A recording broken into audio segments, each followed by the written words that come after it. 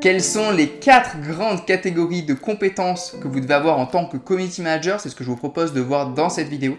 Et l'objectif pour vous à la fin de cette vidéo, c'est que vous sachiez parfaitement quelles sont ces 4 compétences et comment en prendre connaissance et les intégrer dans vos offres et dans votre activité pour mieux délivrer vos clients.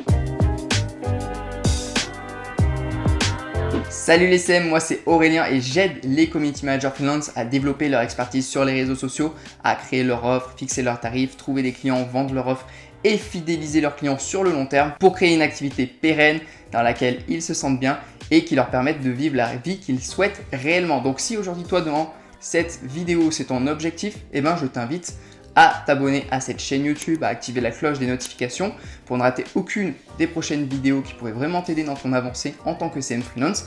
Et puis je t'invite également à venir me suivre sur Instagram parce que c'est plus sympa pour échanger là-bas également. Donc sans plus tarder, je vous propose de rentrer dans le vif du sujet et de voir les 4 grandes compétences que vous devez avoir en tant que CM freelance. Et évidemment, ce sont 4 grandes catégories. On aurait pu faire plein d'autres catégories ou de sous-catégories, mais je me suis dit que 4 grandes catégories, ça serait largement suffisant pour vous transmettre le message. La première compétence que vous devez avoir en tant que community manager, c'est d'être capable de mettre en place une stratégie sur les réseaux sociaux de vos clients. Donc, d'être opérationnel sur la partie stratégique. Donc, la partie stratégique, elle va se faire déjà à partir de l'offre de vos clients, de leur cible. Également, savoir faire une veille concurrentielle, donc voir ce qu'ont déjà mis en place les concurrents, ce qui fonctionne pour les concurrents. Et ça va être tout ce qui va être la structure de ce que vous allez mettre en place par la suite et des prochaines étapes. Cette partie stratégique, elle prend aussi en compte les objectifs que vous allez fixer avec vos clients. Donc les objectifs, ils peuvent être en termes de leads, en termes de visibilité, d'abonnés, les objectifs et les KPI, c'est vous qui les fixez avec vos clients. Et la stratégie, elle devra être construite autour de ces objectifs-là pour arriver à les atteindre. Cette stratégie et ces objectifs ont pour but au final de renforcer l'image de marque de l'entreprise, de renforcer également sa visibilité, sa notoriété et au final de ramener plus de clients pour l'entreprise. Donc c'est vraiment la première phase et la phase la plus importante qui va être la fondation de toute la suite de votre prestation de community manager freelance. Ensuite, la deuxième étape, une fois que vous avez mis toute la structure avec la stratégie, vous allez devoir élaborer une identité visuelle et aussi créer du contenu. Donc ici, il va s'agir de tout ce qui va être la charte graphique du compte, mais aussi le branding de manière générale, le message que vous souhaitez véhiculer à travers la création du contenu.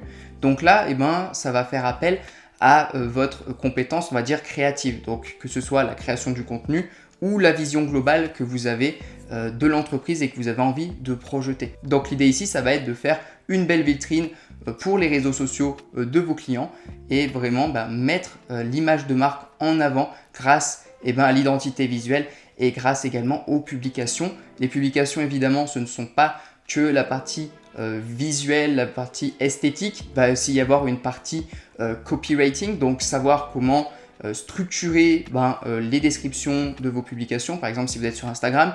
Également savoir quoi et comment écrire dans vos publications, c'est-à-dire pour avoir une trame qui captive, par exemple dans un carrousel, avoir la première page qui attire l'attention et au fur et à mesure donner envie d'aller jusqu'au bout. Pareil pour les vidéos.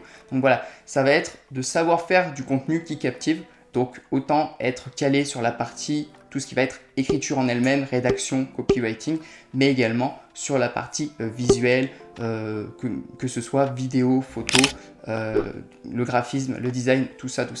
Ensuite, la troisième étape, après avoir mis des fondations solides avec votre stratégie et après avoir fait une belle vitrine, une belle charte graphique, un beau branding et quelque chose de visuellement très attrayant, ce que vous allez devoir faire, c'est arriver à amener du monde, à créer une audience, à créer une communauté et à la faire engager, à la développer, à la gérer. Enfin bref, ce que l'on attend généralement le plus communément d'un community manager. Donc là, l'idée, ça va être premièrement de ramener du monde sur le compte. Pour ramener du monde sur le compte, vous allez devoir avoir des compétences qui vont vous permettre d'aller toucher des gens qui ne vous connaissent peut-être pas, que ce soit via vos créations de contenu, via des partenariats avec d'autres personnes, via aussi l'accroissement de votre visibilité via d'autres canaux. Donc voilà, ça peut se faire par plein de biais différents, le fait de ramener du monde sur son compte. Donc là, les compétences, elles vont être aussi sociales derrière pour savoir bien interagir avec sa communauté.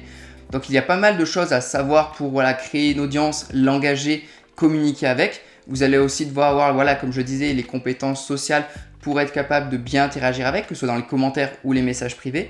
Et c'est à partir de là que va aussi découler le quatrième point que nous allons voir tout de suite. Donc la quatrième grande catégorie de compétences que vous devez avoir, c'est être capable de vendre grâce aux réseaux sociaux. Parce que vos clients, ce qu'ils veulent, c'est pas juste une personne qui leur établit une stratégie ou qui leur fait des bons contenus ou qui anime la communauté, c'est une personne qui a un réel impact sur leur entreprise et sur leur chiffre d'affaires.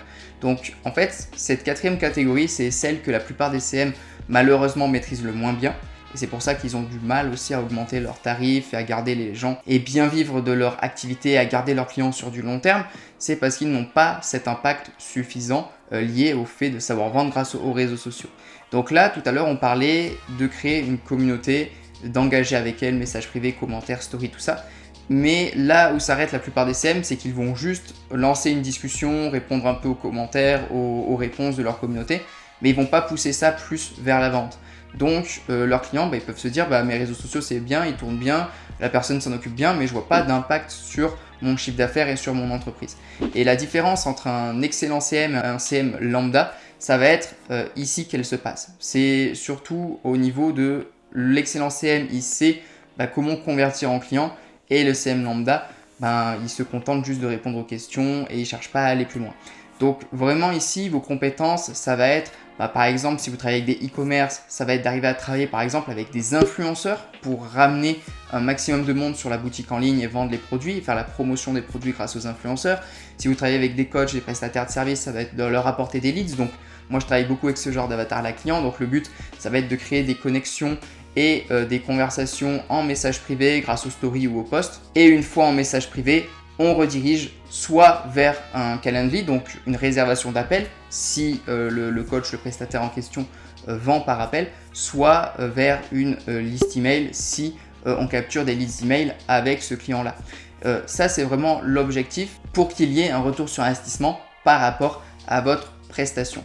Et donc, vous devez bien garder ça dans la tête parce que cette quatrième catégorie, elle est super importante. Si vous ne parvenez pas à vendre pour vos clients, votre activité de CM Freelance risque de ne pas beaucoup avancer ou vraiment faire du sur place parce que c'est vraiment la compétence la plus importante, je trouve. Donc voilà les CM pour cette vidéo. Si aujourd'hui vous rêvez d'être CM Freelance mais que vous ne maîtrisez pas encore parfaitement toutes ces compétences, ne vous en faites pas, je pense que j'ai ce qu'il faut pour vous.